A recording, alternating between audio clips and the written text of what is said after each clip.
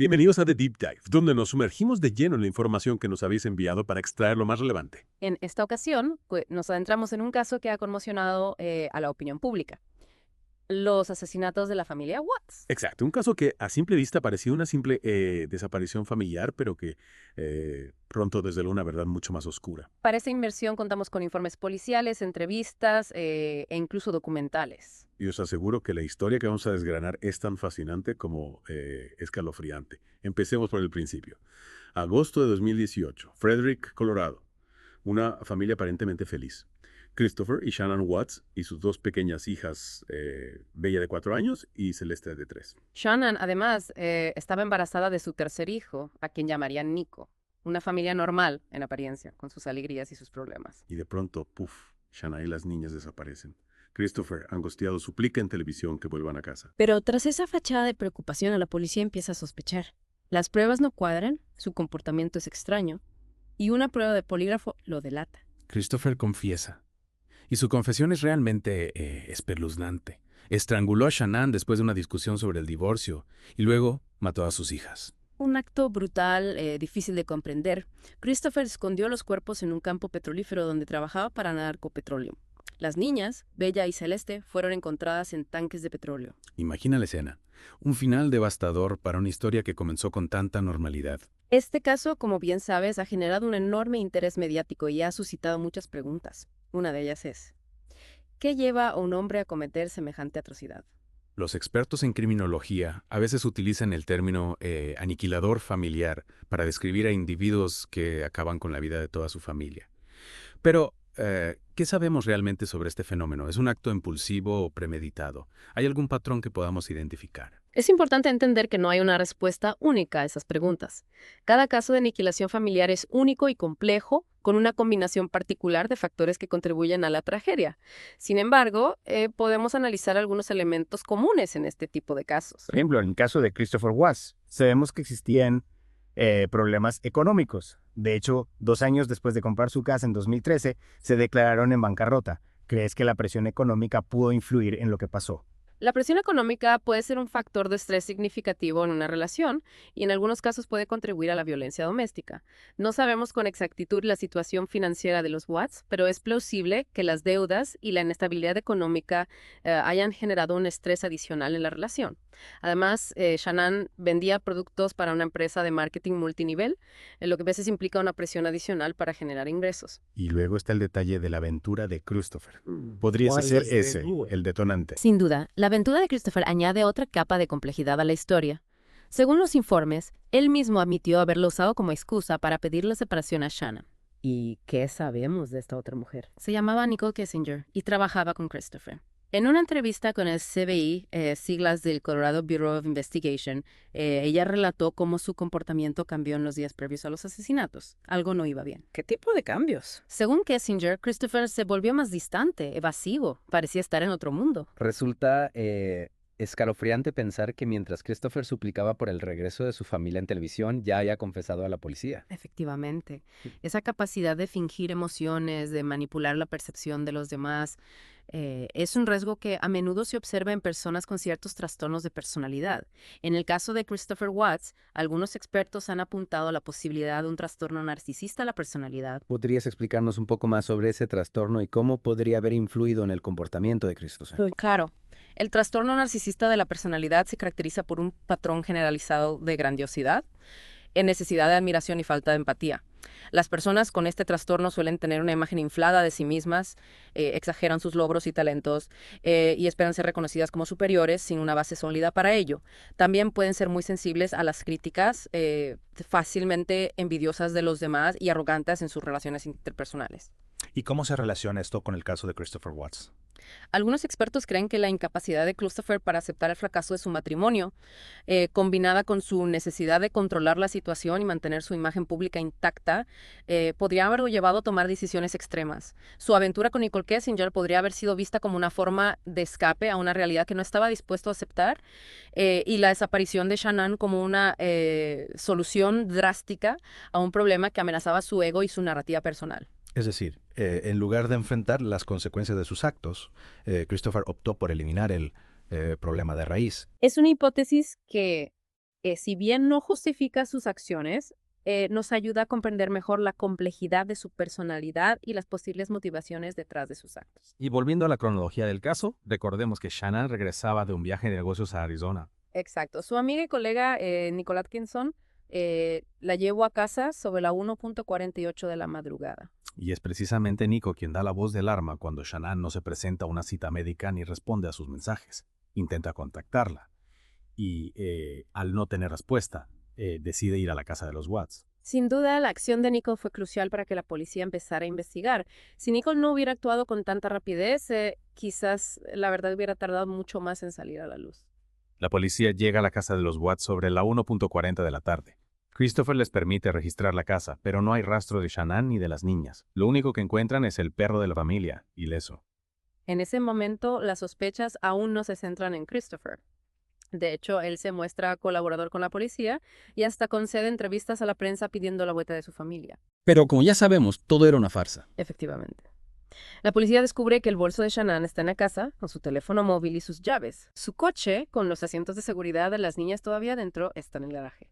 Y lo más revelador, su anillo de bodas está en la mesita de noche. Es decir, había demasiadas pistas que apuntaban a que algo terrible había sucedido. Exacto. Y la policía, con la ayuda del FBI y la Oficina de Investigaciones de Colorado, no tardó en atar cabos. Y así llegamos al punto crucial. El arresto de Christopher Watts el 15 de agosto del 2018, un día después de la desaparición de Shannan. La policía ya tenía suficientes indicios para sospechar de él y lo someten a una prueba de polígrafo. ¿Y qué ocurre? Christopher falla la prueba estrepitosamente. Las preguntas sobre el paradero de su familia, sus últimas interacciones con ellas. Sus respuestas no convencen a los investigadores. Y finalmente, Christopher se derrumba y confiesa. Pero su confesión inicial es un intento desesperado por desviar la atención de sus actos. Afirma que Shannan estranguló a las niñas tras una discusión sobre el divorcio y que él, en un ataque de ira, la mató a ella también. ¿Y la policía se traga esa historia? Para nada. La policía ya ha encontrado pruebas suficientes para desmontar la coartada de Christopher y, presionado por los investigadores, acaba confesando la verdad. Él mató a Shannan y a sus hijas. ¿Y dónde estaban los cuerpos? Christopher los había escondido en un lugar remoto de almacenamiento de petróleo propiedad de Nadarco Petroleum, su empresa. Es decir, usó su propio trabajo para ocultar su crimen. ¡Qué horror! Las niñas, Bella y Celeste, fueron encontradas en tanques de almacenamiento de crudo. Shannan, embarazada de su tercer hijo, fue enterrada en una fosa poco profunda cerca de allí. Una imagen realmente desgarradora. Un final terrible para una historia que, en apariencia, era la de una familia feliz. Así es. Pero recordemos que esta es solo la punta del iceberg. A medida que profundicemos en el caso, descubriremos más detalles, más pistas, que nos ayudarán a comprender mejor la mente de Christopher Watts y las circunstancias que lo llevaron a cometer este crimen atroz. Y es precisamente eso lo que haremos en la siguiente parte de Deep Dive. No te la pierdas. Retomando el hilo de nuestra conversación, es importante analizar las pruebas que llevaron a la policía a sospechar de Christopher Watts. Como bien sabes, las apariencias pueden engañar y en este caso la imagen de padre y esposo afligido que Christopher proyectaba ante las cámaras no se correspondía con la realidad. Es cierto. Al principio, Christopher se mostraba colaborador con la policía e incluso concedía entrevistas a la prensa pidiendo la vuelta de su familia. Pero, ¿cuáles fueron las pistas que hicieron saltar las alarmas? Uno de los primeros indicios que despertó sospechas fue la falta de coherencia en el relato de Christopher. Durante las entrevistas iniciales con la policía, su versión de los hechos cambiaba constantemente y sus respuestas a las preguntas sobre sus últimas interacciones con Shannan y las niñas eran evasivas y contradictorias. Es decir, la policía detectó que Christopher no estaba siendo sincero. Exactamente. Y esa falta de transparencia, sumada a otros detalles que no cuadraban, llevó a la policía a sospechar que Christopher ocultaba algo. Por ejemplo, durante el registro de la casa se encontraron varias pruebas que contradecían la versión de Christopher sobre la supuesta discusión con Shannan. ¿A qué tipo de pruebas te refieres? En primer lugar, el bolso de Shannan estaba en la casa con su teléfono móvil, sus llaves y su cartera en su interior. Es poco probable que Shannan hubiera salido de casa sin sus pertenencias más importantes, especialmente si había tenido una fuerte discusión con Christopher, como él afirmaba. Eso tiene sentido. Es como si hubiera querido simular que Shannan se había marchado voluntariamente. Precisamente. Otra prueba clave fue el coche de Shannan. que estaba aparcado en el garaje con los asientos de seguridad, las niñas todavía instalados. Si Shanann se hubiera marchado con las niñas tras una discusión, lo más lógico es que se las hubiera llevado en su propio coche. Es decir, cada vez había más indicios que apuntaban a que Christopher estaba mintiendo. Exactamente. Y a medida que la investigación avanzaba, la policía encontró más pruebas que reforzaban sus sospechas. Por ejemplo, el análisis de las cámaras de seguridad en la zona reveló que Christopher había salido de casa a altas horas de la madrugada, horas antes de denunciar la desaparición de su familia. ¿Y qué estaba haciendo Christopher fuera de casa a esas horas? Las imágenes de las cámaras de seguridad mostraban a Christopher cargando objetos pesados en su camioneta de trabajo. Más tarde se descubrió que Christopher había transportado los cuerpos de Shanann y las niñas hasta un remoto campo petrolífero propiedad de Anadarko Petroleum, la empresa para la que trabajaba. Christopher estaba utilizando su propio trabajo para ocultar su crimen. Así es. Y ese detalle, sumado a la creciente evidencia de su falta de honestidad, llevó a la policía a solicitar una orden de arresto contra Christopher Watts. Y finalmente, Christopher fue arrestado el 15 de agosto de 2018, un día después de la desaparición de Shanann, que ocurrió después de su detención. Tras su arresto, Christopher fue sometido a un interrogatorio exhaustivo por parte de los investigadores. Al principio mantuvo su versión inicial de los hechos, culpando a Shanann de la muerte de las niñas y afirmando que él la había matado en un arrebato de ira. Pero como hemos visto, esa versión no se sostenía. Efectivamente.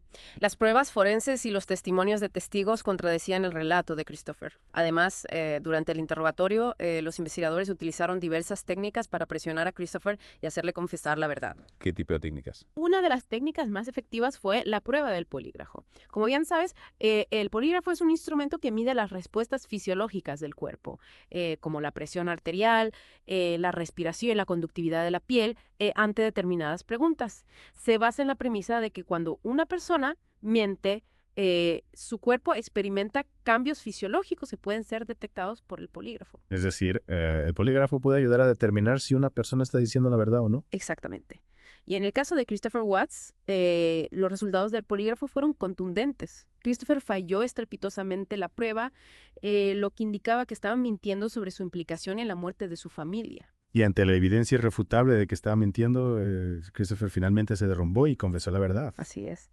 Presionado por los investigadores y enfrentado a los resultados del polígrafo, Christopher finalmente admitió que él había matado a Shanann y a sus hijas. ¿Y cómo relató los hechos en su confesión final? En su confesión, Christopher describió con detalle cómo había estrangulado a Shanann en su cama después de una discusión sobre su deseo de separarse. Luego transportó el cuerpo de Shanann en su camioneta hasta el campo petrolífero, donde también asesinó a sus hijas.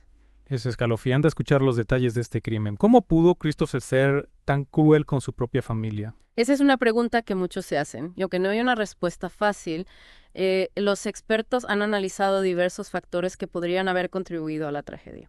¿Cuáles son esos factores? Uno de los factores que se ha mencionado es la personalidad narcisista de Christopher, de la que ya hemos hablado. Su incapacidad para aceptar el fracaso de su matrimonio, sumado a su necesidad de control, y su falta de empatía podrían haberlo llevado a tomar decisiones extremas. Además de su trastorno de personalidad, ¿habría otros factores que podrían haber influido en su comportamiento? Por supuesto. Es importante recordar que la violencia nunca es la respuesta y que ningún factor justifica un acto tan atroz. Sin embargo, para comprender mejor la complejidad de este caso, es necesario analizar todas las piezas del rompecabezas. Tienes razón. ¿Y qué otras piezas podríamos analizar para comprender mejor este caso? Bueno, podríamos hablar del papel de la aventura de Christopher con Nicole Kessinger, y cómo esa relación pudo haber influido en su decisión de acabar con su familia. También podríamos analizar el impacto de la presión económica en la relación de Christopher y Shanann, y cómo el estrés financiero puede contribuir a la violencia doméstica. Y, por supuesto, no podemos olvidar el impacto devastador de este crimen en las familias de las víctimas, y cómo la pérdida de Shanann, Bella y Celeste ha dejado una huella imborrable en sus seres queridos. Son temas muy importantes que merecen ser tratados con profundidad. Y precisamente eso es lo que haremos en la próxima y última parte del Deep Dive. Te esperamos para seguir desentrañando este caso tan complejo y conmovedor. Retomamos nuestra iniciación en el caso Watts, un caso que, como hemos visto, está lleno de complejidades.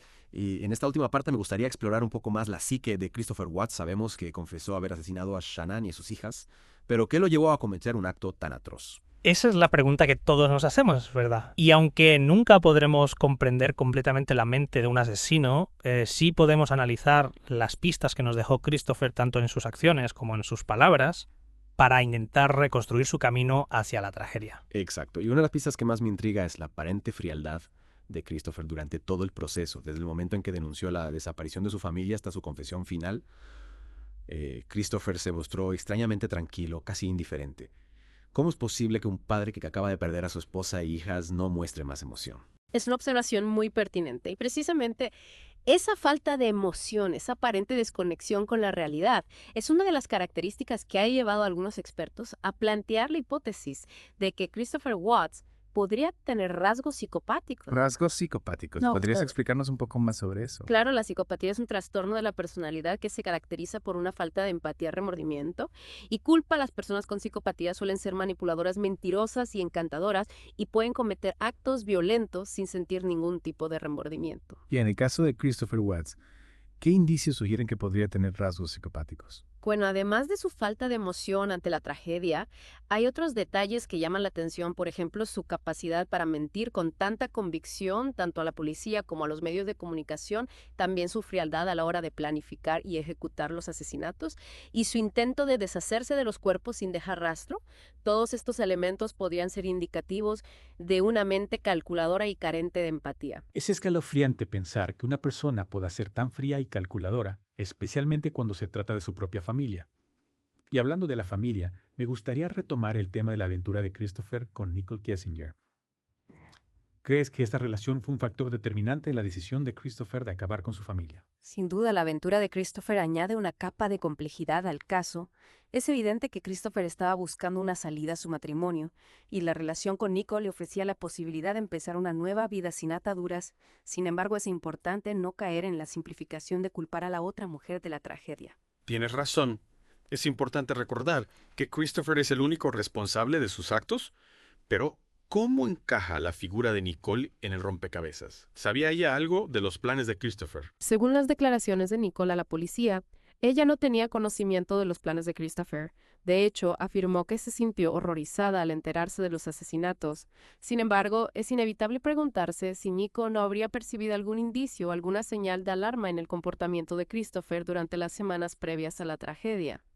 Es una pregunta difícil de responder y supongo que nunca sabremos con certeza qué pasaba por la mente de Nicole en aquel momento. Pero volviendo a Christopher, me intriga la información que mencionaste en la parte anterior sobre su interés por el ocultismo.